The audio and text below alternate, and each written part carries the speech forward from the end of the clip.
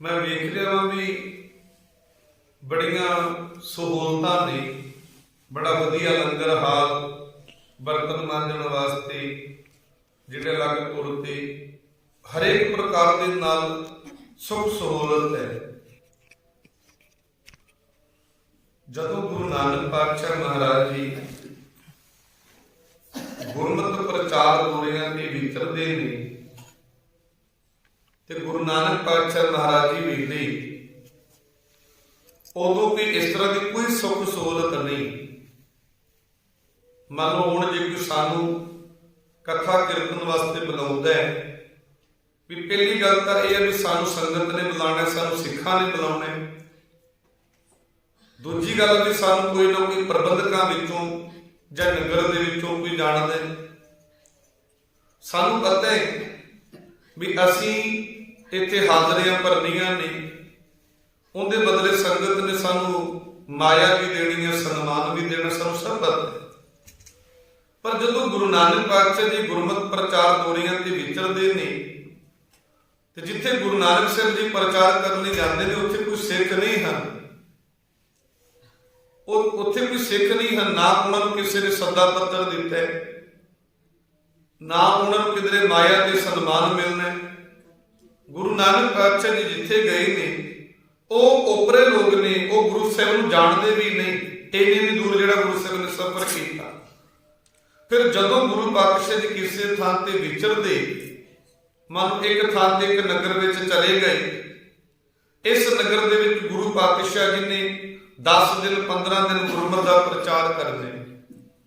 ਹੁਣ ਗੁਰੂ ਪਾਤਸ਼ਾਹ ਜੀ ਨਗਰ ਦੇ ਬਾਹਰ ਦਰਖਤ ਦੇ ਹੇਠਾਂ ਬੈਠ ਜਾਂਦੇ, ਦਰਖਤ ਦੇ ਹੇਠਾਂ ਬਹਿ ਜਾਣਾ, ਸੰਗਤਾਂ ਨੇ ਬਹਿ ਜਾਣਾ, ਕਿਸੇ ਨੇ ਪਰਾਲੀ ਵਿਛਾ ਲੈਣੀ, ਕਿਸੇ ਨੇ ਹੋਰ ਚੀਜ਼ਾਂ ਜਿਹੜੀਆਂ ਨੇ। ਇਵੇਂ ਕਰਕੇ ਜਿਹੜੇ ਇਹ ਸੰਗਤ ਸੀ ਇਹਦੇ ਵਿੱਚ ਹੌਲੀ ਹੌਲੀ ਕਰਕੇ ਸਹੂਲਤਾਂ ਦਾ ਵਾਧਾ ਹੋਣ ਲੱਗਿਆ ਵੀ ਆਪਾਂ ਗੁਰੂ ਨਾਨਕ ਸਾਹਿਬ ਦੇ ਬਚਨ ਸੁਣਦੇ ਨੇ।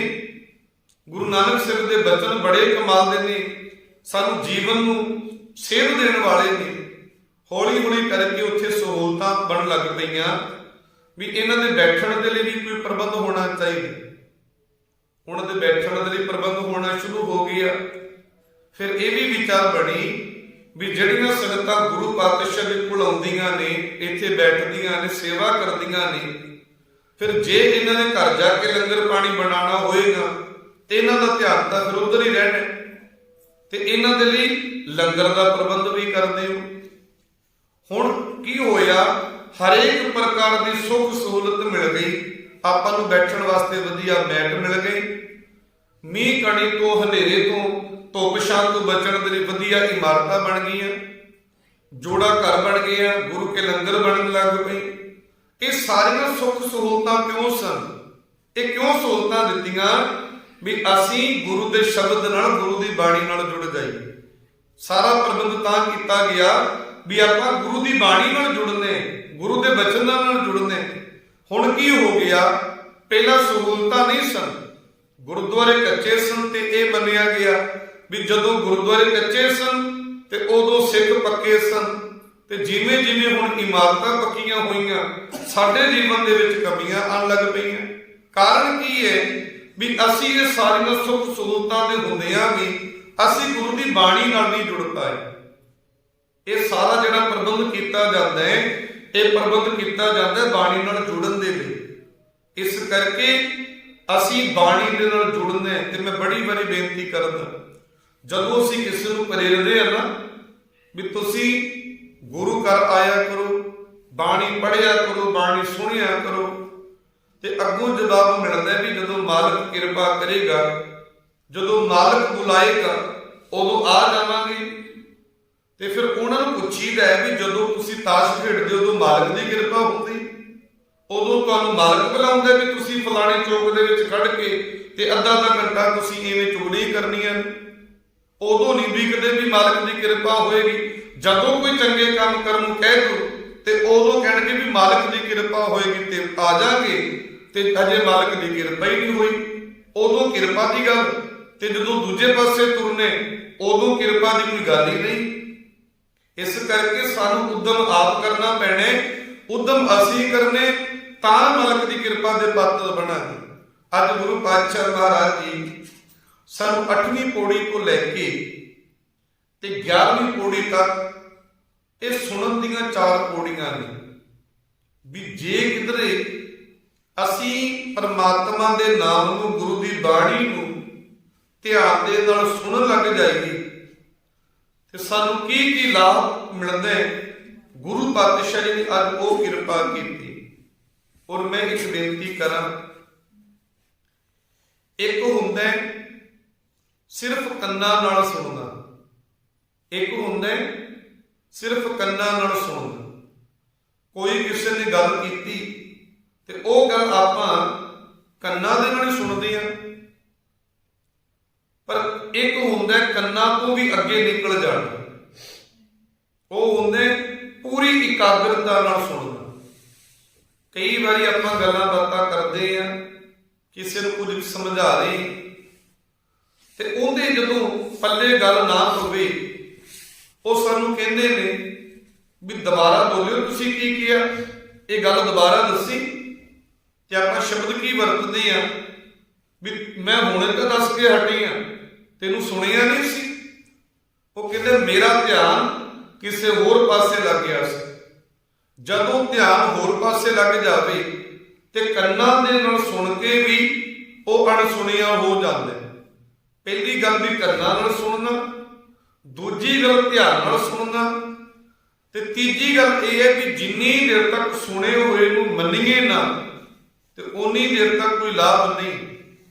ਹੁਣ ਮੰਨ ਲਓ ਵੀ ਇੱਕ ਨੂੰ ਉਹ ਧਾਰਮਿਕ ਸਥਾਨ ਤੇ ਚੱਲੀ ਸੇਵਾ ਕਰਨ ਦੇ ਲਈ, ਧਾਰਮਿਕ ਸਥਾਨ ਤੇ ਸੇਵਾ ਕਰਨ ਦੇ ਲਈ ਚੱਲੀ ਤੇ ਸੱਸ ਨੇ ਆਖਿਆ ਧੀਏ ਵੀ ਤੂੰ ਚੱਲੀ ਹੈ ਧਾਰਮਿਕ ਸਥਾਨ ਤੇ ਸੇਵਾ ਕਰਨ ਦੇ ਲਈ ਤੇ ਤੂੰ ਤਾਂ ਸ਼ਾਮ ਨੂੰ ਪਰਤਣਾ ਤੇ ਇਸ ਤਰ੍ਹਾਂ ਕਰ 2-4 ਫੁਲਕੇ ਮੇਰੇ ਵਾਸਤੇ ਲਾ ਜਾ।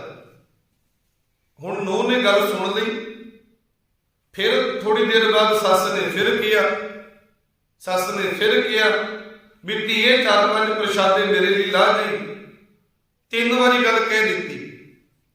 ਹੁਣ ਨੂੰਹ ਨੇ ਗੱਲ ਸੁਣੀ ਤਾਂ ਸੀ ਪਰ ਉਹਨੇ ਫੁਲਕੇ ਨਾ ਲਾਏ ਤੇ ਜਦੋਂ ਨੂੰਹ ਚੱਲੀ ਧਰਮ ਸਥਾਨਾਂ ਤੇ ਸੇਵਾ ਕਰਨ ਦੇ ਲਈ, ਸੱਸ ਨੇ ਆਖਿਆ ਵੀ ਮੈਂ ਬੇਟਾ ਤੈਨੂੰ 3 ਵਾਰੀ ਕਿਹਾ, ਤੈਨੂੰ ਸੁਣਿਆ ਨਹੀਂ। ਤੇ ਨੂੰਹ ਅੱਗੋਂ ਆਖੇ ਕਿ ਮੈਂ ਸੁਣ ਤਾਂ ਲਏ ਪਰ ਮੇਰੇ ਕੋਲ ਟਾਈਮ ਨਹੀਂ ਹੈ, ਆਟਾ ਗੁੰਨਿਆ ਪਿਆ ਫਰਿੱਜ ਦੇ ਵਿੱਚ ਪਿਆ ਤੇ ਆਪੇ ਉੱਠ ਕੇ ਰੋਟੀਆਂ ਲਾ ਲਈ। ਹੁਣ ਸੱਸ ਕੀ ਆਖੇਗੀ ਵੀ ਧੀਏ ਜੇ ਤੂੰ ਮੇਰੀ ਗੱਲ ਸੁਣ ਕੇ ਮੰਨੀਓ ਨਹੀਂ ਹੈ ਤੇ ਫਿਰ ਤੇਰੇ ਸੁਣੀਆਂ ਅਣਸੁਣੀਆਂ ਇੱਕੋ ਗੱਲ ਹੀ ਹੋ ਗਈ। ਤੇਰੇ ਸੁਣਨ ਦਾ ਫਾਇਦਾ ਤਾਂ ਸੀ ਜੇ ਮੇਰੀ ਗੱਲ ਨੂੰ ਮੰਨਦੀ, ਤੇ ਜਦੋਂ ਗੱਲ ਹੀ ਨਹੀਂ ਮੰਨੀ ਫਿਰ ਤੇਰੇ ਸੁਣਨ ਦਾ ਕੀ ਫਾਇਦਾ ਹੋਏ। ਹੁਣ ਇਹ 3 ਚੀਜ਼ਾਂ ਨੇ, ਪਹਿਲਾਂ ਕੰਨ ਨਾਲ ਸੁਣਨਾ, ਫਿਰ ਇਕਾਗਰ ਬਿਰਤੀ ਨਾਲ ਸੁਣਨਾ ਤੇ ਤੀਜੀ ਗੱਲ ਜੋ ਕੁਝ ਤੁਸੀਂ ਸੁਣਿਆ ਉਹਨੂੰ ਮੰਨ ਲੈਣਾ। ਔਰ ਇੱਕ ਮੈਂ ਬੇਨਤੀ ਸੰਗਤ ਨੂੰ ਕਰਾਂਗਾ, ਭਾਵੇਂ ਨੌਜਵਾਨ ਨੇ, ਭਾਵੇਂ ਮੇਰੀਆਂ ਭੈਣਾਂ ਨੇ, ਮਾਤਾਵਾਂ ਨੇ, ਵੀ ਇਹ ਗੱਲ ਜ਼ਰੂਰ ਆਪਾਂ ਨੇ ਪੱਲੇ ਬੰਨਣੀ। ਭਾਵੇਂ ਆਪਾਂ ਗੁਰੂ ਦੀ ਗੋਦ ਵਿੱਚ ਬੈਠੇ ਆ ਤੇ ਭਾਵੇਂ ਆਪਾਂ ਘਰ ਦੇ ਵਿੱਚ ਬੈਠੇ, ਕਿਉਂਕਿ ਮੈਂ ਬੜੀ ਵਾਰੀ ਵੇਖਣਾ ਜਦੋਂ ਸਾਨੂੰ ਕਿਹਾ ਜਾਂਦਾ ਹੈ ਵੀ ਭਾਈ ਸਾਹਿਬ ਜੀ ਤੁਸੀਂ ਨਸ਼ਿਆਂ ਦੇ ਖਿਲਾਫ ਬੋਲੋ, ਤੁਸੀਂ ਨਸ਼ਿਆਂ ਦੇ ਖਿਲਾਫ ਬੋਲੋ, ਤੇ ਮੈਂ ਵੇਖਦਾ ਵਾਂ ਵੀ ਹੁਣ ਅੱਗੇ ਤਾਂ ਬੈਠੇ ਹੋਏ ਨੇ ਸਾਰੇ ਅੰਮ੍ਰਿਤਧਾਰੀ, ਅੱਗੇ ਜਿੰਨੇ ਕੋ ਬੈਠੇ ਨੇ ਉਹ ਬੈਠੇ ਹੋਏ ਨੇ, ਉਹਨਾਂ ਵਿੱਚੋਂ ਕੋਈ ਨਸ਼ਾ ਨਹੀਂ ਕਰ ਰਿਹਾ, ਕੋਈ ਨਸ਼ਾ ਕਰਦਾ ਨਹੀਂ, ਚੰਗੇ ਜੀਵਨ ਵਾਲੇ ਬੈਠੇ ਨੇ। ਤੇ ਮੈਂ ਬੇਨਤੀ ਕਰਦਾ ਵੀ ਜਿਹਨਾਂ ਨੂੰ ਸਮਝਾਉਣਾ ਉਹ ਤਾਂ ਘਰ ਵਿੱਚ ਬੈਠੇ ਨੇ, ਜਿਹੜੇ ਸਮਝੇ ਹੋਏ ਨੇ ਤਾਂ ਗੁਰੂ ਦੀ ਗੋਦ ਵਿੱਚ ਬੈਠੇ ਨੇ। ਹੁਣ ਸਾਡੀ ਮੁਸ਼ਕਲ ਇਹ ਹੈ ਵੀ ਅਸੀਂ ਨਸ਼ਿਆਂ ਦੇ ਬਾਰੇ ਉਹਨਾਂ ਨੂੰ ਸਮਝਾ ਰਹੇ ਹਾਂ ਜਿਹੜੇ ਨਸ਼ੇ ਕਰਦੇ ਹੀ ਨਹੀਂ, ਜਿਹੜੇ ਨਸ਼ੇ ਕਰਦੇ ਹੀ ਨਹੀਂ। ਅਸੀਂ ਜਿਹੜੇ ਨਸ਼ੇ ਕਰਦੇ ਨੇ ਉਹ ਤਾਂ ਧਾਰਮਿਕ ਸਥਾਨਾਂ ਤੇ ਆਏ ਨਹੀਂ ਨੇ, ਜਿਹੜੇ ਕੁਰਾਹੀ ਪਈ ਹੋਈ ਸਾਡੀ ਪੀੜ੍ਹੀ ਹੈ ਉਹ ਤਾਂ ਗੁਰੂ ਘਰ ਆਉਂਦੀ ਨਹੀਂ, ਤੇ ਸਾਨੂੰ ਮਜਬੂਰੀ ਬਸ ਉਹਨਾਂ ਨੂੰ ਸਮਝਾਉਣਾ ਪੈਂਦਾ ਜਿਹੜੇ ਵਿਚਾਰੇ ਆਪ ਅੰਮ੍ਰਿਤਧਾਰੀ ਨੇ, ਨਸ਼ੇ ਕਰਦੇ ਹੀ ਨਹੀਂ, ਕਿਉਂਕਿ ਗੁਰੂ ਦੀ ਗੋਦ ਵਿੱਚ ਬੈਠੀ ਉਹ ਹੁੰਦੇ ਨੇ। ਇਹ ਸਾਡੀ ਵੀ ਮੁਸ਼ਕਲ ਬਣ ਜਾਂਦੀ। ਤੇ ਮੈਂ ਇਹ ਬੇਨਤੀ ਤਾਂ ਕਰਕੇ ਕਰਨ ਲੱਗੀ ਹਾਂ ਕਿਉਂਕਿ ਸਾਡੇ ਵਿੱਚ ਇੱਕ ਰੁਝਾਨ ਜਿਹਾ ਚੱਲ ਪੈਂਦਾ।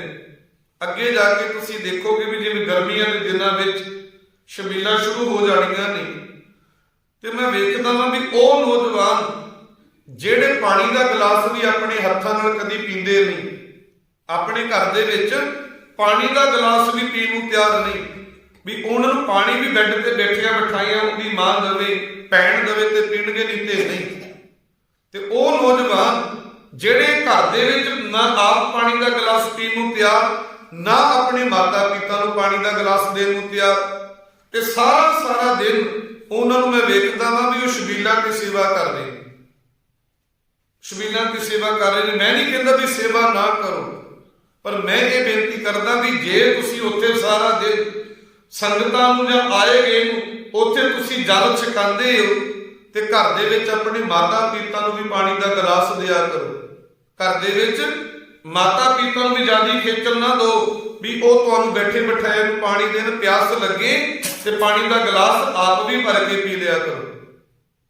ਤੇ ਇਹੀ ਬੇਨਤੀ ਮੈਂ ਆਪਣੀਆਂ ਭੈਣਾਂ ਨੂੰ ਵੀ ਕਰਨੀ ਹੈ ਵੀ ਤੁਸੀਂ ਧਾਰਮਿਕ ਸਥਾਨਾਂ ਤੇ ਜਾਓ, ਸੇਵਾ ਕਰੋ, ਕੋਈ ਦਿੱਕਤ ਨਹੀਂ, ਪਰ ਸੇਵਾ ਕਰਨ ਜਾਣ ਤੋਂ ਪਹਿਲਾਂ ਜਿਹੜੇ ਘਰ ਦੇ ਵਿੱਚ ਬੱਚੇ ਨੇ, ਜਿਨ੍ਹਾਂ ਬੱਚਿਆਂ ਨੂੰ ਛੱਡ ਕੇ ਜਾਣਾ, ਜਿਹੜੇ ਸੱਸ ਹੈ, ਜਿਹੜੇ ਬਜ਼ੁਰਗ ਨੇ, ਉਹਨਾਂ ਦਾ ਪਹਿਲਾਂ ਪ੍ਰਬੰਧ ਕਰਕੇ ਜਾਓ, ਉਹਨਾਂ ਦੀ ਪ੍ਰਸ਼ਾਦਾ ਪਾਣੀ, ਉਹਨਾਂ ਦੀ ਸੁੱਖ ਸਹੂਲਤ ਲਈ ਸਭ ਕੁਝ ਦੇ ਕੇ ਫਿਰ ਤੁਸੀਂ ਸੇਵਾ ਕਰਨ ਦੇ ਲਈ ਜਾਓ। ਜੇ ਘਰ ਦੇ ਵਿੱਚ ਬੱਚੇ ਭੁੱਖੇ ਵਿਲਕਦੇ ਨੇ, ਜੇ ਘਰ ਦੇ ਵਿੱਚ ਬਜ਼ੁਰਗ ਭੁੱਖੇ ਬੈਠੇ ਨੇ, ਤੇ ਸਾਰਾ ਦਿਨ ਤੁਸੀਂ ਧਾਰਮਿਕ ਸਥਾਨਾਂ ਤੇ ਸੇਵਾ ਕਰ ਰਹੇ ਹੋ, ਇਹਦੇ ਨਾਲ ਮਾਲਕ ਦੀ ਪ੍ਰਸੰਨਤਾ ਨਹੀਂ ਜੇ ਹੋਣੀ। ਇਹ ਗੱਲ ਆਪਾਂ ਨੇ ਪੱਲੇ ਬੰਨ ਕੇ ਤੁਰਨੀ। ਅੱਜ ਗੁਰੂ ਪਾਤਸ਼ਾਹ ਮਹਾਰਾਜ ਜੀ ਅੱਜ ਸੁਣਨ ਦੀ ਮਹਾਨਤਾ ਦੱਸ ਰਹੇ, ਔਰ ਮੈਂ ਬੇਨਤੀ ਕਰਨੀ ਹੈ ਕਿਉਂਕਿ ਆਪਾਂ ਕਈ ਵਾਰੀ ਪਾਠ ਕਰਦੇ ਹਾਂ ਨਾ, ਹੁਣ ਇੱਥੇ ਜਿਹੜਾ ਸੁਣਿਆ ਲਿਖੀ ਹੈ, ਧਿਆਨ ਨਾਲ ਦੇਖੋ, ਪਹਿਲਾਂ ਆਪਾਂ ਪਾਠ ਕਰ ਲਈਏ। ਉਹ ਲਿਖਿਆ ਹੋਇਆ ਸੱਸੇ ਨੂੰ ਔਂਕੜ, ਨਾਣੀ ਨੂੰ ਸਿਹਾਰੀ ਤੇ ਐੜੇ ਨੂੰ ਦੁਲਾਵਾ। ਪਰ ਜਦੋਂ ਇਹਦਾ ਪਾਠ ਕੀਤਾ ਜਾਂਦਾ ਹੈ ਉਦੋਂ ਸਿਹਾਰੀ ਦੀ ਥਾਂ ਤੇ ਬਿਹਾਰੀ ਦਾ ਉਚਾਰਨ ਹੁੰਦਾ ਹੈ। ਇਸ ਕਰਕੇ ਸਿਹਾਰੀ ਦਾ ਜਿਹੜਾ ਉਚਾਰਨ ਨੇ ਉਹ ਬਿਲਕੁਲ ਨਾ ਮਾਤਰ ਹੀ ਹੈ, ਇਹਨੂੰ ਬਿਹਾਰੀ ਵਾਂਗੂ ਉਚਾਰਨ ਨਹੀਂ ਕਰਨਾ।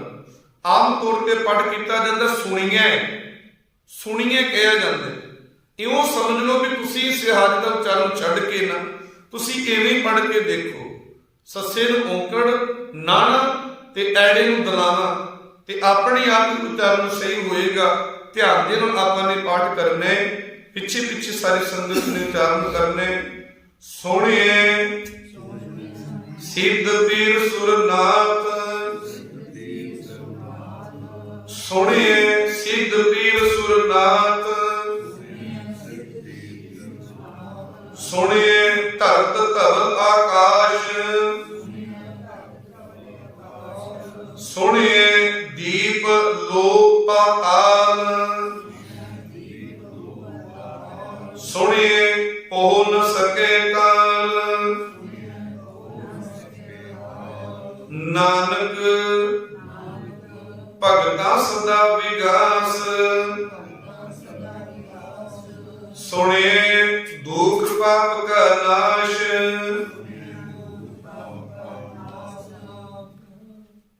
ਹੁਣ ਇੱਥੇ ਜਿਹੜਾ ਸੁਣਿਆ ਲਿਖਿਆ ਹੈ ਉਹ ਹੈ ਸੱਸੇ ਨੂੰ ਔਂਕੜ, ਨਾੜੀ ਨੂੰ ਸਿਹਾਰੀ, ਐੜੇ ਨੂੰ ਦਲਾਵਾ। ਜਦੋਂ ਗੁਰਬਾਣੀ ਵਿੱਚ ਇਸ ਤਰ੍ਹਾਂ ਤੁਹਾਨੂੰ ਲਫ਼ਜ਼ ਲਿਖੇ ਹੋਏ ਮਿਲਦੇ ਨੇ ਵੀ ਪਹਿਲੇ ਅੱਖਰ ਨੂੰ ਸਿਹਾਰੀ ਆ ਗਈ ਤੇ ਪਿਛਲੇ ਅੱਖਰ ਐੜਾ ਤੇ ਐੜੇ ਨੂੰ ਨੇ ਦੁਲਾਵਾ, ਤੇ ਇਹ ਜਿਹੜਾ ਸ਼ਬਦ ਹੁੰਦਾ ਇਹਦਾ ਮਤਲਬ ਹੁੰਦਾ ਸ਼ਰਤ ਹੈ, ਜੇ ਸੁਣ ਲਿਆ ਜਾਵੇ ਤਾਂ। ਇਹਦਾ ਮਤਲਬ ਹੁੰਦਾ ਵੀ ਸ਼ਰਤ ਹੈ, ਮੰਨ ਲਓ ਜੇ ਕਿਸੇ ਨੇ ਪਰਮਾਤਮਾ ਦੇ ਨਾਮ ਨੂੰ ਸੁਣ ਲਿਆ ਤੇ ਫਿਰ ਕੀ ਫਰਕ ਪੈਂਦਾ। ਇਹ ਇਸ ਤਰ੍ਹਾਂ ਹੈ, ਤੇ ਜਦੋਂ ਸੱਸੇ ਨੂੰ ਔਂਕੜ ਤੇ ਨਾਣੀ ਨੂੰ ਬਿਹਾਰੀ, ਐੜੇ ਨੂੰ ਦੁਲਾਵਾ ਹੋਵੇਗਾ ਸੁਣੀਏ, ਤੇ ਸੁਣੀਏ ਦਾ ਮਤਲਬ ਹੁੰਦਾ ਹੈ ਮਾਲਕ ਦਾ ਨਾਮ ਸੁਣਨਾ ਚਾਹੀਦਾ ਹੈ। ਉੱਥੇ ਹੈ ਮਾਲਕ ਦਾ ਨਾਮ ਸੁਣਨਾ ਚਾਹੀਦਾ ਹੈ, ਤੇ ਇੱਥੇ ਇੱਕ ਕੰਡੀਸ਼ਨ ਹੈ, ਇੱਥੇ ਇੱਕ ਸ਼ਰਤ ਹੈ ਵੀ ਜੇ ਮਾਲਕ ਦੇ ਨਾਮ ਨੂੰ ਸੁਣ ਲਿਆ ਉਹਦੇ ਨਾਲ ਕੀ ਹੋਵੇਗਾ। ਸੁਣਿਏ ਸਿੱਧ ਪੀਰ ਸੁਰ ਨਾਥ। ਸਿੱਧ ਦਾ ਮਤਲਬ ਹੁੰਦਾ ਹੈ ਜਿਹੜੇ ਜੋਗੀ ਸਾਧਨਾ ਕਰ ਕਰਕੇ ਪੁੱਗੇ ਹੋਏ ਨੇ, ਜਿਹੜੇ ਪੁੱਗੇ ਹੋਏ ਜੋਗੀ ਨੇ ਉਹਨੂੰ ਕਿਹਾ ਜਾਂਦਾ ਸਿੱਧ ਨੇ। ਪੀਰ ਜਿਵੇਂ ਮੁਸਲਮਾਨ ਧਰਮ ਦੇ ਨਾਲ ਸੰਬੰਧਿਤ ਨੇ। ਸੁਰ ਦਾ ਮਤਲਬ ਹੁੰਦਾ ਦੇਵਤੇ। ਨਾਥ ਦਾ ਅਰਥ ਹੁੰਦਾ ਜੋਗੀਆਂ ਦੇ ਮੁਖੀ। ਜਿਵੇਂ ਉਹ ਸ਼ਬਦ ਵਰਤਦੇ ਨੇ ਵੀ ਉਹਨਾਂ ਦਾ ਕਹਿੰਦੇ ਵੀ ਸਾਡਾ ਗੁਰੂ ਹੈ ਮਛੰਦਰ ਨਾਥ, ਸਾਡਾ ਗੁਰੂ ਹੈ ਗੋਰਖਨਾਥ। ਉਹ ਉਹਨਾਂ ਦੇ ਲਈ ਨਾਥ ਸ਼ਬਦ ਵਰਤਦੇ। ਜਦੋਂ ਕੋਈ ਪਰਮੇਸ਼ਰ ਪਰਮਾਤਮਾ ਦਾ ਨਾਮ ਸੁਣਨ ਲੱਗ ਜਾਵੇ ਧਿਆਨ ਦੇ ਨਾਲ ਤੇ ਉਹਨੂੰ ਸਮਝ ਲੱਗ ਜਾਂਦੀ ਹੈ ਵੀ ਇਹ ਜਿਹੜੇ ਸਿੱਧ ਨੇ, ਇਹ ਜਿਹੜੇ ਪੀਰ ਨੇ, ਇਹ ਜੋ ਦੇਵੀ ਦੇਵਤੇ ਨੇ, ਇਹ ਜੋ ਨਾਥ ਨੇ, ਵੀ ਇਹਨਾਂ ਦਾ ਜੀਵਨ ਕਿੱਥੇ ਕੁ ਖੜਿਆ ਹੋਏ। ਜਿਵੇਂ ਤੁਸੀਂ ਦੇਖਦੇ ਹੋ ਵੀ ਆਪਾਂ ਘਰ ਦੇ ਵਿਹੜੇ ਵਿੱਚ ਖੜੇ, ਆਪਾਂ ਘਰ ਦੇ ਵਿਹੜੇ ਵਿੱਚ ਖੜੇ ਆ ਤੇ ਆਪਾਂ ਨੂੰ ਨਹੀਂ ਪਤਾ ਵੀ ਛੱਤ ਤੇ ਜਿਹੜੀ ਕੋਠੇ ਦੀ ਆਪਣੀ ਛੱਤ ਹੈ, ਜਿਹੜੀ ਆਪਣੀ ਘਰ ਦੀ ਛੱਤ ਹੈ, ਉਹਦੇ ਤੇ ਕੀ ਪਿਆ ਹੋਏ ਆਪਾਂ ਨੂੰ ਤਾਂ ਨਹੀਂ ਪਤਾ। ਪਰ ਜਦੋਂ ਤੁਸੀਂ ਪੌੜੀਆਂ ਦੇ ਰਾਹੀਂ ਛੱਤ ਤੇ ਚੜ੍ਹ ਜਾਂਦੇ ਹੋ ਤੇ ਤੁਹਾਨੂੰ ਸਭ ਕੁਝ ਦਿਖਦਾ ਹੈ ਨਾ ਵੀ ਛੱਤ ਤੇ ਇਹ ਸਮਾਨ ਪਿਆ। ਬਿਲਕੁਲ ਇਸੇ ਤਰੀਕੇ ਨਾਲ ਜਿੰਨੀ ਦੇਰ ਤੱਕ ਇਨਸਾਨ ਮਾਲਕ ਦੇ ਨਾਮ ਨਾਲ ਨਹੀਂ ਸੀ ਜੁੜਿਆ ਉਹਨੂੰ ਇਹਨਾਂ ਦੀ ਸਮਝ ਨਹੀਂ ਸੀ। ਪਰ ਜਿਵੇਂ ਜਿਵੇਂ ਮਾਲਕ ਦੇ ਨਾਮ ਨਾਲ ਜੁੜਿਆ ਤੇ ਇਨਸਾਨ ਨੂੰ ਪਤਾ ਲੱਗਣ ਲੱਗ ਪਿਆ ਵੀ ਇਹਨਾਂ ਦੀ ਥਾਂ ਕੀ ਹੈ ਤੇ ਪਰਮਾਤਮਾ ਦੀ ਥਾਂ ਕੀ।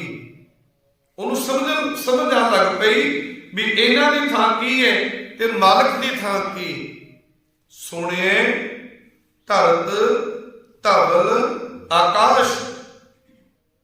ਇੱਥੇ ਧਵਲ ਦਾ ਅਰਥ ਹੈ ਆਸਰਾ। ਉਹ ਇਹ ਗੱਲ ਸਮਝ ਜਾਂਦੇ ਕਿ ਇਸ ਧਰਤੀ ਨੂੰ ਸਹਾਰਾ ਕਿਸ ਨੇ ਦਿੱਤਾ ਹੋਏ, ਇਸ ਆਕਾਸ਼ ਨੂੰ ਸਹਾਰਾ ਕਿਸ ਨੇ ਦਿੱਤਾ ਹੋਏ। ਅੱਗੇ ਜਾ ਕੇ ਗੁਰੂ ਨਾਨਕ ਪਾਤਸ਼ਾਹ ਮਹਾਰਾਜ ਜੀ ਇਹ ਦੱਸਣਗੇ ਵੀ ਜਿਹੜੇ ਲੋਕ ਇਹ ਸਮਝਦੇ ਸਨ ਵੀ ਧਰਤੀ ਨੂੰ ਤਾਂ ਕਿਸੇ ਬਲਦ ਨੇ ਚੁੱਕਿਆ ਹੋਇਆ, ਕਈ ਇਹ ਸਮਝਦੇ ਨੇ ਵੀ ਧਰਤੀ ਨੂੰ ਕੱਛੂ ਕੋਮੇ ਨੇ ਚੁੱਕਿਆ ਹੋਇਆ, ਬੜਾ ਕੁਝ ਲੋਕ ਸੋਚਦੇ ਸਨ। ਗੁਰੂ ਪਾਤਸ਼ਾਹ ਨੇ ਸਾਰੇ ਵਹਿਮ ਭਰਮ ਦੂਰ ਕੀਤੇ ਨੇ ਕਿ ਨਹੀਂ ਭਾਈ, ਧਰਤੀ ਨੂੰ ਜਿਹੜਾ ਸਹਾਰਾ ਹੈ ਉਹ ਵੀ ਵਾਹਿਗੁਰੂ ਨੇ ਦਿੱਤਾ ਹੋਇਆ ਤੇ ਆਕਾਸ਼ ਨੂੰ ਵੀ ਜਿਹੜਾ ਸਹਾਰਾ ਹੈ ਉਹ ਵੀ ਵਾਹਿਗੁਰੂ ਨੇ ਦਿੱਤਾ ਹੋਇਆ। ਉਦੋਂ ਸਮਝ ਲੱਗ ਜਾਂਦੀ ਹੈ ਵੀ ਸਾਰਿਆਂ ਨੂੰ ਆਸਰਾ ਦੇਣ ਵਾਲਾ ਇੱਕ ਅਕਾਲ ਪੁਰਖ ਵਾਹਿਗੁਰੂ ਹੈ। ਸੁਣਿਏ ਦੀਪ ਲੋ ਆਕਾਲ। ਧਰਤੀ ਨੂੰ ਜਦੋਂ ਵੰਡਿਆ ਗਿਆ ਵਿਦਵਾਨਾਂ ਵੱਲੋਂ ਤੇ ਉਦੋਂ ਉਹਨਾਂ ਨੇ 7 ਦੀਪਾਂ ਦੇ ਵਿੱਚ ਵੰਡੇ। ਧਰਤੀ ਨੂੰ ਵੰਡਿਆ ਜਦੋਂ ਉਦੋਂ 7 ਦੀਪਾਂ ਦੇ ਵਿੱਚ ਵੰਡੇ। ਜਿਵੇਂ ਸਮੁੱਚੇ ਬ੍ਰਹਿਮੰਡ ਨੂੰ 9 ਖੰਡਾਂ ਦੇ ਵਿੱਚ ਵੰਡਿਆ ਗਿਆ ਤੇ ਐਵੇਂ ਧਰਤੀ ਨੂੰ ਵੰਡਿਆ ਗਿਆ 7 ਦੀਪਾਂ ਦੇ ਵਿੱਚ। ਤੇ ਪਤਾ ਲੱਗ ਜਾਂਦਾ ਹੈ, ਸਮਝ ਆ ਜਾਂਦੀ ਹੈ ਵੀ ਇਹਨਾਂ 7 ਦੀਪਾਂ ਦੇ ਵਿੱਚ ਲੋਹ ਦਾ ਮਤਲਬ ਹੁੰਦਾ ਭਵਨ। ਇਹਨਾਂ ਸਾਰੇ ਭਵਨਾਂ ਦੇ ਵਿੱਚ ਤੇ ਪਾਤਾਲ ਦੇ ਵਿੱਚ ਉਹਦੇ ਵਿੱਚ ਵੀ ਪਰਮੇਸ਼ਰ ਪਰਮਾਤਮਾ ਵਿਆਪਕ ਹੈ। ਸੁਣਿਏ ਪਹੁ ਨ ਸਕੈ ਕਾਲ। ਕਾਲ ਦਾ ਮਤਲਬ ਹੈ ਮੌਤ। ਜਦੋਂ ਕੋਈ ਮਾਲਕ ਦੇ ਨਾਮ ਨਾਲ ਜੁੜ ਜਾਂਦਾ ਹੈ ਉਹਨੂੰ ਮੌਤ ਦਾ ਵੀ ਡਰ ਨਹੀਂ ਜੇ ਰਹਿ ਜਾਂਦਾ, ਉਹਨੂੰ ਮੌਤ ਦਾ ਡਰ ਨਹੀਂ ਰਹਿ ਜਾਂਦਾ। ਉਹ ਇਹ ਗੱਲ ਸਮਝ ਜਾਂਦਾ ਵੀ ਜੀਵਨ ਦੀ ਅਸਲੀਅਤ ਇਹ ਹੈ ਵੀ ਇੱਕ ਦਿਨ ਮਰਨਾ ਤੇ ਹੈ ਹੀ ਹੈ, ਮਰਨਾ ਤੇ ਹੈ ਹੀ ਹੈ। ਪਰ ਮੈਂ ਮੌਤ ਤੋਂ ਡਰ ਕੇ ਮੈਂ ਰੋਜ਼ ਕਿਉਂ ਮਰਾਂ? ਜਿੰਨਾ ਮੈਨੂੰ ਸਮਾਂ ਮਿਲਿਆ ਮੈਂ ਉਹ ਆਪਣਾ ਸਮਾਂ ਲੇਖੇ ਵਿੱਚ ਲਾਣਾ ਤੇ ਉਹ ਮੌਤ ਤੋਂ ਨਹੀਂ ਡਰਦਾ। ਜੀਵਨ ਦੀ ਅਸਲੀਅਤ ਨੂੰ ਸਮਝ ਜਾਂਦਾ ਵੀ ਮੈਂ ਜਿੰਨਾ ਮਰਜ਼ੀ ਯਤਨ ਕਰਨਾ ਵੀ ਇੱਕ ਦਿਨ ਮੌਤ ਨੇ ਆਉਣਾ ਹੀ ਆਉਣਾ ਤੇ ਉਹ ਸਰੀਰਕ ਮੌਤ ਤੋਂ ਨਹੀਂ ਡਰਦਾ।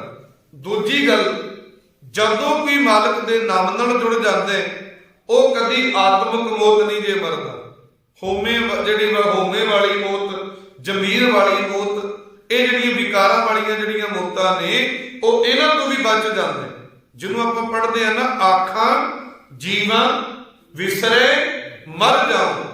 ਜਦੋਂ ਮੈਂ ਮਾਲਕ ਦਾ ਨਾਮ ਉਚਾਰਦਾ ਵਾਂ ਮੈਂ ਜਿਉਣਾ ਵਾਂ, ਜਦੋਂ ਮੈਂ ਮਾਲਕ ਦੇ ਨਾਮ ਤੋਂ ਟੁੱਟ ਜਾਣਾ ਜਦੋਂ ਮੈਂ ਇਨਸਾਨੀਅਤ ਤੋਂ ਟੁੱਟ ਜਾਂਦਾ ਉਦੋਂ ਮੇਰੀ ਆਤਮਿਕ ਮੌਤ ਹੋ ਜਾਂਦੀ ਹੈ ਤੇ ਨਾਮ ਜਪਣ ਵਾਲੇ ਇਹਨਾਂ ਤੋਂ ਵੀ ਬਚ ਜਾਂਦੇ ਨੇ। ਨਾਨਕ ਹੇ ਨਾਨਕ ਭਗਤਾਂ ਸਦਾ ਵਿਗਾਸ, ਭਗਤਾਂ ਦੇ ਜੀਵਨ ਦੇ ਵਿੱਚ ਸਦਾ ਖੇੜਾ ਰਹਿੰਦਾ।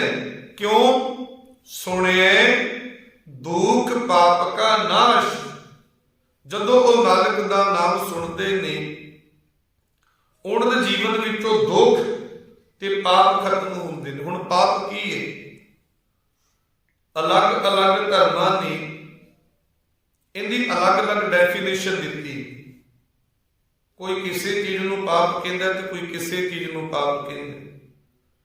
ਗੁਰਮਤਿ ਨੇ ਪਾਪ ਮੰਨਿਆ ਸਾਡੀ ਮਾੜੀ ਸੋਚ ਨੂੰ, ਸਾਡੀ ਮਾੜੀ ਸੋਚ ਨੂੰ।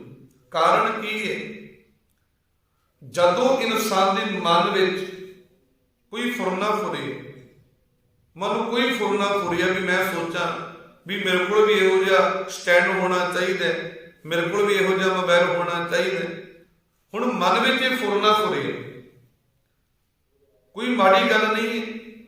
ਜੇ ਮੈਂ ਧਰਮ ਦੀ ਕਿਰਤ ਕਰਕੇ ਇਹੋ ਜਿਹਾ ਮੋਬਾਈਲ ਲੈ ਲੈਂਦਾ, ਇਹੋ ਜਿਹਾ ਸਟੈਂਡ ਲੈ ਲੈਂਦਾ, ਕੋਈ ਮਾੜੀ ਗੱਲ ਨਹੀਂ ਹੈ ਧਰਮ ਦੀ ਕਿਰਤ ਕਰਕੇ।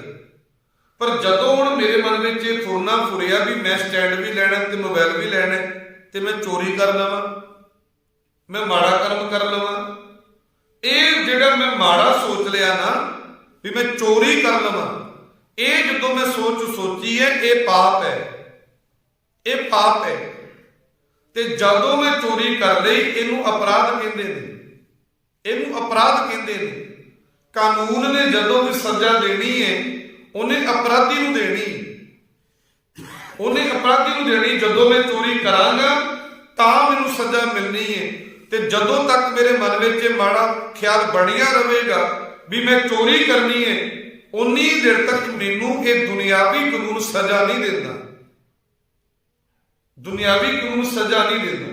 ਜਦੋਂ ਮੈਂ ਅਪਰਾਧ ਕਰਾਂਗਾ ਉਦੋਂ ਸਜ਼ਾ ਹੈ। ਮਾੜਾ ਫੁਰਨਾ ਫੁਰ ਗਿਆ, ਮਾੜੀ ਸੋਚ ਲਈ, ਮੈਨੂੰ ਕਿਸੇ ਨੇ ਸਜ਼ਾ ਨਹੀਂ ਦੇਣੀ।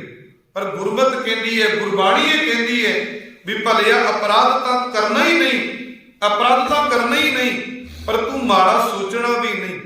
ਜਦੋਂ ਤੁਸੀਂ ਮਾੜਾ ਨਹੀਂ ਨਾ ਸੋਚੋਗੇ ਤੇ ਤੁਹਾਡੇ ਜੀਵਨ ਦੇ ਵਿੱਚ ਕਦੀ ਦੁੱਖ ਨਹੀਂ ਜੇ ਪੈਦਾ ਹੁੰਦੇ, ਜਿਹੜੇ ਆਤਮਿਕ ਦੁੱਖ ਨੇ। ਸਰੀਰਕ ਦੁੱਖ ਤਾਂ ਬਣੇ ਨੇ, ਸਮੇਂ ਦੇ ਨਾਲ ਬਣਦੇ ਰਹਿਣਗੇ। ਕਦੀ ਜੀਵਨ ਵਿੱਚ ਸੁੱਖ ਆ ਗਿਆ, ਕਦੀ ਦੁੱਖ ਆ ਗਿਆ। ਜਿਹੜੇ ਆਤਮਿਕ ਦੁੱਖ ਨੇ, ਆਤਮਿਕ ਦੁੱਖ ਸਾਡੇ ਜੀਵਨ ਵਿੱਚ ਉਦੋਂ ਪੈਦਾ ਹੁੰਦੇ ਨੇ ਜਦੋਂ ਅਸੀਂ ਮਾੜਾ ਸੋਚਣਾ ਸ਼ੁਰੂ ਕਰ ਦਿੰਦੇ। ਪਰ ਗੁਰੂ ਪਾਤਸ਼ਾਹ ਜੀ ਸਾਨੂੰ ਮਾੜੀ ਸੋਚ ਤੋਂ ਵੀ ਬਚਾ ਲੈਂਦੇ ਨੇ ਤੇ ਸਾਨੂੰ ਇਹਨਾਂ ਦੁੱਖਾਂ ਤੋਂ ਵੀ ਬਚਾ ਲੈਂਦੇ ਨੇ ਜਿਹੜੇ ਆਤਮਿਕ ਤੌਰ ਤੇ ਅਸੀਂ ਝੱਲਦੇ। ਫਿਰ ਸਾਡੇ ਜੀਵਨ ਦੇ ਵਿੱਚ ਹਮੇਸ਼ਾ ਖੇੜਾ ਬਣਿਆ ਰਹਿੰਦਾ। ਨਾਨਕ ਭਗਤਾਂ ਸਦਾ ਵਿਗਾਸ, ਭਗਤਾਂ ਦੇ ਜੀਵਨ ਵਿੱਚ ਖੇੜਾ ਇਸ ਕਰਕੇ ਬਣਿਆ ਰਹਿੰਦਾ ਕਿਉਂਕਿ ਉਹ ਮਾੜਾ ਸੋਚਦੇ ਹੀ ਨਹੀਂ। ਤੇ ਜਦੋਂ ਮਾੜਾ ਸੋਚਦੇ ਹੀ ਨਹੀਂ ਫਿਰ ਉਹਨਾਂ ਦੇ ਜੀਵਨ ਵਿੱਚ ਇਹ ਜਿਹੜੇ ਵਿਕਾਰਾਂ ਵਾਲੇ ਦੁੱਖ ਨੇ ਇਹ ਕਦੀ ਪੈਦਾ ਹੀ ਨਹੀਂ ਹੁੰਦੇ। ਸੁਣਿਐ ਦੁਖ ਪਾਪ ਕਾ ਨਾਸ਼। ਫਿਰ ਗੁਰੂ ਸਾਹਿਬ ਜੀ ਅੱਗੇ ਕਿਰਪਾ ਕਰਦੇ ਨੇ, ਸੁਣਿਐ ਈਸ਼ਰ ਬਰਮਾ ਇੰਦ, ਸੁਣਿਐ ਮੁਖ ਸਲਾਹਣ ਮੰਦ, ਸੁਣਿਐ ਜੋਗ ਜੁਗਤ ਤਨ ਭੇਦ, ਸੁਣਿਐ ਸ਼ਾਸਤ ਸਿਮਰਤ ਵੇਦ, ਨਾਨਕ ਭਗਤਾਂ ਸਦਾ ਵਿਗਾਸ, ਸੁਣਿਐ ਦੁਖ ਪਾਪ ਕਾ ਨਾਸ਼। ਹੁਣ ਗੁਰੂ ਪਾਤਸ਼ਾਹ ਦੀ ਕਿਰਪਾ ਕਰ ਰਹੇ ਨੇ। ਸੁਣਿਐ ਈਸ਼ਰ ਬ੍ਰਹਮਾ ਇੰਦ। ਈਸ਼ਰ ਕਹਿੰਦੇ ਨੇ ਸ਼ਿਵ ਜੀ ਨੂੰ, ਬ੍ਰਹਮਾ ਜੀ। ਇੰਦ ਦਾ ਮਤਲਬ ਹੈ ਇੰਦਰ ਦੇਵਤਾ। ਔਰ ਸਾਰੇ ਦੇਵਤਿਆਂ ਦਾ ਜਿਹੜਾ ਸਿਰਮੌਰ ਮੰਨਿਆ ਜਾਂਦਾ ਹੈ, ਦੇਵਤਿਆਂ ਦਾ ਜਿਹੜਾ ਰਾਜਾ ਮੰਨਿਆ ਜਾਂਦਾ ਹੈ, ਉਹ ਇੰਦਰ ਦੇਵਤਾ ਨੂੰ ਮੰਨਿਆ ਜਾਂਦਾ ਹੈ। ਸਵਰਗਾਂ ਦੇ ਵਿੱਚ ਜਿਹੜੇ ਇਹ ਦੇਵਤੇ ਮੰਨਦੇ ਨੇ ਤੇ ਉਹਨਾਂ ਦਾ ਜਿਹੜਾ ਰਾਜ ਹੈ ਉਹ ਇੰਦਰ ਦੇਵਤੇ ਨੂੰ ਮੰਨਦੇ ਨੇ। ਜਦੋਂ ਵੀ ਮਾਲਕ ਦੇ ਨਾਮ ਨਾਲ ਜੁੜਦਾ ਹੈ ਉਹਨਾਂ ਨੂੰ ਇਹਨਾਂ ਦੀ ਪਦਵੀ ਬਾਰੇ, ਇਹਨਾਂ ਦੇ ਬਾਰੇ ਸਮਝ ਲੱਗ ਜਾਂਦੀ ਹੈ ਵੀ ਸ਼ਿਵ ਜੀ ਦੀ ਪਦਵੀ ਕੀ ਹੈ, ਬ੍ਰਹਮਾ ਜੀ ਦੀ ਪਦਵੀ ਕੀ ਹੈ ਔਰ ਇੰਦਰ ਦੇਵਤੇ ਦੀ ਹੈਸੀਅਤ ਕੀ ਹੈ, ਇਹਨਾਂ ਦੇ ਬਾਰੇ ਸਮਝ ਲੱਗ ਜਾਂਦੀ। ਸੁਣਿਐ ਮੁਖ ਸਲਾਹਣ ਮੰਦ। ਮੰਦ ਦਾ ਮਤਲਬ ਹੈ ਜਿਹੜੇ ਮੰਦਾ, ਜਿਹੜਾ ਮਾੜੇ ਜੀਵਨ ਵਾਲਾ। ਹੁਣ ਮੰਦ ਦੇ ਉੱਪਰ ਟੇਪੀ ਹੈ ਮੰਮੀ ਨੂੰ ਤੇ ਦੱਦੇ ਨੂੰ ਔਂਕੜ। ਇਹਦਾ ਮਤਲਬ ਹੈ ਵੀ ਜਿਹੜਾ ਮੰਦ ਦਾ ਜ਼ਿਕਰ ਕੀਤਾ ਗਿਆ ਵੀ ਮੰਦਾ ਜੀਵਨ ਵਾਲਾ, ਉਹ ਕੇਵਲ ਇੱਕ ਹੈ, ਜ਼ਿਆਦਾ ਨਹੀਂ। ਗੁਰੂ ਪਾਤਸ਼ਾਹ ਜੀ ਆਖਦੇ ਨੇ ਕੋਈ ਮਾੜੇ ਜੀਵਨ ਵਾਲਾ ਵੀ ਹੋਵੇ, ਕੋਈ ਮਾੜੇ ਜੀਵਨ ਵਾਲਾ ਵੀ ਹੋਵੇ, ਜੇ ਉਹ ਮਾਲਕ ਦਾ ਨਾਮ ਸੁਣਨਾ ਸ਼ੁਰੂ ਕਰ ਦਏ, ਮਾਲਕ ਦੀ ਵਡਿਆਈ ਸੁਣਨੀ ਸ਼ੁਰੂ ਕਰ ਦਏ ਤੇ ਉਹ ਆਪਣੇ ਮੁਖ ਤੋਂ ਮਾਲਕ ਦੀ ਵਡਿਆਈ ਕਰਨ ਲੱਗ ਜਾਂਦਾ। ਸੁਣਿਐ ਮੁਖ ਸਲਾਹਣ ਮੰਦ। ਮੁਖ ਦੇ ਖੱਖੇ ਨੂੰ ਸਿਆਰੀ ਹੈ, ਮੁਖ ਤੋਂ। ਜਿਹੜਾ ਮੰਦੇ ਜੀਵਨ ਵਾਲਾ ਹੈ ਉਹ ਵੀ ਮਾਲਕ ਦੀ ਵਡਿਆਈ ਕਰਨਾ ਸ਼ੁਰੂ ਕਰ ਦਿੰਦਾ ਜੇ ਮਾਲਕ ਦੇ ਨਾਮ ਨੂੰ ਸੁਣਨਾ ਸ਼ੁਰੂ ਕਰ ਦੇ। ਸੁਣਿਐ ਜੋਗ ਜੁਗਤ ਤਨ ਭੇਦ। ਜੋਗ ਵਾਲੀਆਂ ਜਿਹੜੀਆਂ ਜੁਗਤੀਆਂ ਨੇ, ਹੁਣ ਜਿੰਨਾ ਵੀ ਜੋਗ ਹੈ, ਜੋਗ ਮਤ ਹੈ, ਉਹ ਸਾਰਾ ਜੁਗਤੀਆਂ ਤੇ ਖੜੇ। ਪਰ ਇਹ ਸਾਰੀਆਂ ਜਿਹੜੀਆਂ ਜੁਗਤੀਆਂ ਨੇ ਉਹ ਕੇਵਲ ਸਰੀਰ ਤੱਕ ਹੀ ਸੀਮਤ ਰਹਿ ਜਾਂਦੀਆਂ। ਔਰ ਇੱਕ ਮੈਂ ਬੇਨਤੀ ਕਰਾਂ, ਚਲੋ ਜੇ ਤੁਸੀਂ ਚਾਹੁੰਦੇ ਹੋ ਵੀ ਮੇਰਾ ਸਰੀਰ ਠੀਕ ਰਹੇ ਤੇ ਤੁਸੀਂ ਕੋਈ ਆਸਣ ਕਰ ਲੈਂਦੇ ਹੋ, ਕੋਈ ਮਾੜੀ ਗੱਲ ਨਹੀਂ, ਕੋਈ ਮਾੜੀ ਗੱਲ ਨਹੀਂ। ਪਰ ਮੈਂ ਇੱਕ ਬੇਨਤੀ ਕਰਾਂ, ਜੇ ਕੋਈ ਇਹ ਸੋਚੇ ਵੀ ਮੈਂ ਇਹ ਆਸਣ ਕਰਕੇ, ਮੈਂ ਇਹ ਆਸਣ ਜੋਗ ਵਾਲੇ ਆਸਣ ਕਰਕੇ ਮੈਂ ਰੱਬ ਨੂੰ ਪਾ ਲਾਂ, ਮੈਂ ਰੱਬ ਨੂੰ ਪਾ ਲਾਂ, ਮੈਨੂੰ ਗਿਆਨ ਮਿਲ ਜਾਏ, ਮੈਨੂੰ ਜੀਵਨ ਦੀ ਸੇਧ ਮਿਲ ਜਾਏ, ਤੇ ਇਹਦੇ ਨਾਲ ਇਹਨਾਂ ਦਾ ਕੋਈ ਸੰਬੰਧ ਨਹੀਂ, ਇਹਨਾਂ ਨਾਲ ਕੋਈ ਸੰਬੰਧ ਨਹੀਂ। ਤੇ ਵੈਸੇ ਵੀ ਖਾਸ ਤੌਰ ਤੇ ਜਿਵੇਂ ਆਪਾਂ ਪਿੰਡਾਂ ਦੇ ਵਿੱਚ ਰਹਿੰਦੇ ਆ ਤੇ ਆਪਾਂ ਵੈਸੇ ਵੀ ਕੋਈ ਨਾ ਕੋਈ ਕੰਮਕਾਰ ਕਰਦੇ ਰਹਿੰਦੇ ਆ। ਜਿਹੜੇ ਬੰਦੇ ਕੰਮਕਾਰ ਕਰਦੇ ਨੇ, ਜਿਹੜੇ ਬੰਦੇ ਖੇਤਾਂ ਦੇ ਵਿੱਚ ਕੰਮ ਕਰਦੇ ਨੇ, ਜਿਹੜੇ ਹੋਰ ਦਿਹਾੜੀ ਮਿਹਨਤ ਕੰਮ ਕਰਨ ਵਾਲੇ ਨੇ, ਜਿੰਨੇ ਵੀ ਕੰਮ ਕਰਨ ਵਾਲੇ ਨੇ, ਉਹਨਾਂ ਨੂੰ ਇਹਨਾਂ ਆਸਣਾਂ ਦੀ ਲੋੜ ਨਹੀਂ ਹੈ। ਆਸਣਾਂ ਦੀ ਲੋੜ ਤਾਂ ਉਹਨਾਂ ਨੂੰ ਪੈਂਦੀ ਹੈ ਜਿਹੜੇ ਸਾਰਾ ਦਿਨ ਏਸੀ ਰੂਮ ਦੇ ਵਿੱਚ ਕੁਰਸੀ ਤੇ ਬੈਠੇ ਰਹਿੰਦੇ, ਤੇ ਜਿਹਨੇ ਸਾਰਾ ਦਿਨ ਮਿੱਟੀ ਨਾਲ ਮਿੱਟੀ ਹੋਣੇ, ਜਿਹਨੇ ਸਾਰਾ ਦਿਨ ਘਰ ਦੇ ਕੰਮਕਾਰ ਕਰਨੇ ਨੇ, ਉਹਨਾਂ ਨੂੰ ਇਹਨਾਂ ਆਸਣਾਂ ਦੀ ਲੋੜ ਨਹੀਂ ਹੈ। ਸਾਡੀ ਤਾਂ ਵੈਸੇ ਹੀ ਬੜੀ ਕਸਰਤ ਹੋ ਜਾਂਦੀ ਹੈ ਜੇ ਅਸੀਂ ਘਰ ਦੇ ਕੰਮਕਾਰ ਕਰਦੇ। ਤੇ ਅਸੀਂ ਕੀ ਕੀਤਾ, ਤੇ ਅਸੀਂ ਉਚੇਚੇ ਤੌਰ ਤੇ ਜਿਮ ਜੁਆਇਨ ਕਰ ਲਈ। ਅਸੀਂ ਉਚੇਚੇ ਤੌਰ ਤੇ ਮਹਿੰਗੀਆਂ ਫੀਸਾਂ ਦੇ ਕੇ ਇਹ ਯੋਗ ਦੇ ਆਸਣ ਕਰਨੇ ਸ਼ੁਰੂ ਕਰ ਦਿੱਤੇ। ਸਾਨੂੰ ਨਹੀਂ ਲੋੜ ਇਹਨਾਂ ਆਸਣਾਂ ਦੀ, ਸਾਡੀ ਤਾਂ ਵੈਸੇ ਹੀ ਕਸਰਤ ਬੜੀ ਹੋ ਜਾਂਦੀ। ਇਹ ਉਹਨਾਂ ਲੋਕਾਂ ਲਈ ਹੈ ਜਿਹੜੇ ਬੰਦੇ ਕੁਰਸੀਆਂ ਤੇ ਬੈਠੇ ਰਹਿੰਦੇ, ਏਸੀ ਰੂਮ ਦੇ ਵਿੱਚ ਬੈਠੇ ਰਹਿੰਦੇ। ਅਸੀਂ ਤਾਂ ਸਾਰਾ ਦਿਨ ਵੈਸੇ ਹੀ ਕਸਰਤ ਹੋ ਹੀ ਜਾਂਦੀ। ਇਸ ਕਰਕੇ ਥੋੜਾ ਜਿਹਾ ਸਾਨੂੰ ਸੁਚੇਤ ਹੋਣਾ ਪੈਣਾ, ਕਿਉਂਕਿ ਲੋਕ ਨਾ ਇਹ ਯੋਗ ਦੇ ਆਸਣਾਂ ਨੂੰ ਵੀ ਉਹਨਾਂ ਨੇ ਆਪਣੇ ਧਰਮ ਦੇ ਪ੍ਰਚਾਰ ਲਈ ਵਰਤਣਾ ਸ਼ੁਰੂ ਕਰ ਲਿਆ। ਤੇ ਅਸੀਂ ਕੀ ਕੀਤਾ, ਜਿਹੜੇ ਯੋਗਾ ਦੇ ਕੈਂਪ ਨੇ ਅਸੀਂ ਗੁਰਦੁਆਰੇ ਵਿੱਚ ਲਵਾਉਣੇ ਸ਼ੁਰੂ ਕਰ ਦਿੱਤੇ। ਅਸੀਂ ਸਿੱਖ ਕੌਮ ਨੂੰ ਵੀ ਯੋਗ ਮਤ ਵਾਲੇ ਪਾਸੇ ਪ੍ਰੇਰੀ ਜਾ ਰਹੇ। ਸਾਨੂੰ ਥੋੜਾ ਜਿਹਾ ਸੁਚੇਤ ਹੋਣ ਦੀ ਲੋੜ ਹੈ। ਤੇ ਜਦੋਂ ਕੋਈ ਪਰਮਾਤਮਾ ਦੇ ਨਾਮ ਨਾਲ ਜੁੜਦਾ ਹੈ, ਉਹਨੂੰ ਆਪਣੇ ਸਰੀਰ ਦੇ ਬਾਰੇ ਵੀ ਪਤਾ ਲੱਗਣਾ ਸ਼ੁਰੂ ਕਰ ਦਿੱਤਾ ਜਾਂਦਾ ਹੈ ਵੀ ਮੈਂ ਆਪਣੀ ਅੱਖਾਂ ਦੀ ਵਰਤੋਂ ਕਿਵੇਂ ਕਰਨੀ ਹੈ, ਮੈਂ ਕੰਨਾਂ ਨਾਲ ਕਿਵੇਂ ਸੁਣਨਾ ਹੈ, ਮੈਂ ਹੱਥਾਂ ਪੈਰਾਂ ਨਾਲ ਕਿਹੋ ਜਿਹਾ ਕੰਮ ਕਰਨੇ, ਉਹਨੂੰ ਆਪਣੇ ਤਨ ਦੇ ਭੇਦਾਂ ਦਾ ਸਮਝ ਪਤਾ ਲੱਗ ਜਾਂਦਾ ਹੈ। ਸੁਣਿਏ ਸ਼ਾਸਤਰ ਸਿਮਰਤ ਵੇਦ। 6 ਸ਼ਾਸਤਰ ਨੇ। ਹੁਣ ਜਿਹੜਾ ਸ਼ਬਦ ਲਿਖਿਆ ਹੋਇਆ ਨਾ ਸਿਮਰਤ, ਜਿਵੇਂ ਮੈਂ ਉਦੋਂ ਬੇਨਤੀ ਕੀਤੀ ਸੀ ਅੰਮ੍ਰਿਤ, ਉਵੇਂ ਜਿਹੜਾ ਮ੍ਰਿਤ ਸ਼ਬਦ ਹੈ ਸਿਮਰਤ, ਜਿਹੜੀ ਰਾਰੇ ਤੁਸੀਂ ਦੇਖੋ ਸੱਸੇ ਨੂੰ ਸਿਹਾਰੀ ਲੱਗੀ ਹੈ, ਜਿਹੜੀ ਸਿਹਾਰੀ ਮੰਮੇ ਨੂੰ ਲੱਗੀ ਹੋਈ ਹੈ ਨਾ, ਉਹ ਤੁਸੀਂ ਰਾਰੇ ਨੂੰ ਉਚਾਰਨ ਕਰਨੀ ਸਿਮਰਤ। ਇਹ 27 ਸਿਮਰਤੀਆਂ ਨੇ, 4 ਵੇਦ ਨੇ ਤੇ 6 ਸ਼ਾਸਤਰ ਨੇ। ਜਦੋਂ ਕੋਈ ਮਾਲਕ ਦੇ ਨਾਮ ਨਾਲ ਜੁੜ ਜਾਂਦਾ ਹੈ, ਉਹਨੂੰ ਸਮਝ ਲੱਗ ਜਾਂਦੀ ਹੈ ਕਿ ਇਹਨਾਂ ਸ਼ਾਸਤਰਾਂ ਦੇ ਵਿੱਚ ਕੀ ਲਿਖੀ ਹੈ, ਇਹਨਾਂ ਸਿਮਰਤੀਆਂ ਵਿੱਚ ਕੀ ਲਿਖਿਆ ਹੈ, ਇਹਨਾਂ ਵੇਦਾਂ ਦੇ ਵਿੱਚ ਕੀ ਲਿਖਿਆ ਹੋਇਆ ਹੈ, ਉਹਨਾਂ ਨੂੰ ਇਸ ਗੱਲ ਦੀ ਸਮਝ ਲੱਗ ਜਾਂਦੀ। ਨਾਨਕ ਭਗਤਾ ਸਦਾ ਵਿਗਾਸ। ਨਾਨਕ ਇਹ ਗੱਲ ਆਖਦਾ ਕਿ ਜਿਹੜੇ ਪ੍ਰਮਾਤਮਾ ਦੇ ਭਗਤ ਨੇ ਉਹਨਾਂ ਦਾ ਜੀਵਨ ਜਿਹੜਾ ਸਦਾ ਹੀ ਵਿਗਾਸ ਦੇ ਵਿੱਚ ਹੈ। ਵਿਗਾਸ ਦਾ ਮਤਲਬ ਖੇੜੇ ਦੇ ਵਿੱਚ ਹੈ। ਉਹਨਾਂ ਦੇ ਜੀਵਨ ਦੇ ਵਿੱਚ ਆਨੰਦ ਹੀ ਆਨੰਦ ਹੈ। ਕਿਉਂ? ਸੁਣਿਐ ਦੁਖ ਪਾਪ ਕਾ ਨਾਸ਼। ਉਹ ਮਾਲਕ ਦੇ ਨਾਮ ਨੂੰ ਸੁਣਦੇ ਨੇ ਤੇ ਮਾਲਕ ਦੇ ਨਾਮ ਨੂੰ ਸੁਣ ਕੇ ਉਹਨਾਂ ਦੇ ਜੀਵਨ ਵਿੱਚੋਂ ਦੁੱਖਾਂ ਦਾ ਤੇ ਮਾੜੀ ਸੋਚ ਦਾ ਜਿਹੜਾ ਉਹ ਖਾਤਮਾ ਹੋ ਜਾਂਦਾ ਹੈ। ਇਸ ਕਰਕੇ ਸਾਨੂੰ ਸਾਰਿਆਂ ਨੂੰ ਪਰਮਾਤਮਾ ਦਾ ਨਾਮ ਸੁਣਨਾ ਚਾਹੀਦਾ। ਔਰ ਮੈਂ ਬੇਨਤੀ ਕਰਕੇ ਸਮਾਪਤੀ ਕਰਾਂ, ਜੋ ਸਾਨੂੰ ਗੁਰੂ ਪਾਤਸ਼ਾਹ ਜੀ ਨੇ ਇਹ ਕੜਾ ਦਿੱਤਾ ਹੈ ਨਾ, ਇਹ ਕੜਾ ਦਿੱਤਾ ਹੈ, ਇਹ ਕੜਾ ਸਾਨੂੰ ਇਹ ਗੱਲ ਵੀ ਕਹਿੰਦਾ ਹੈ, ਇਹ ਸਾਨੂੰ ਇਹ ਗੱਲ ਕਹਿੰਦਾ ਹੈ ਵੀ ਤੇਰੇ ਮਨ ਦੇ ਵਿੱਚ ਪਹਿਲੀ ਗੱਲ ਤਾਂ ਮਾੜਾ ਫੁਰਨਾ ਹੀ ਨਹੀਂ ਫੁਰਨਾ ਚਾਹੀਦਾ।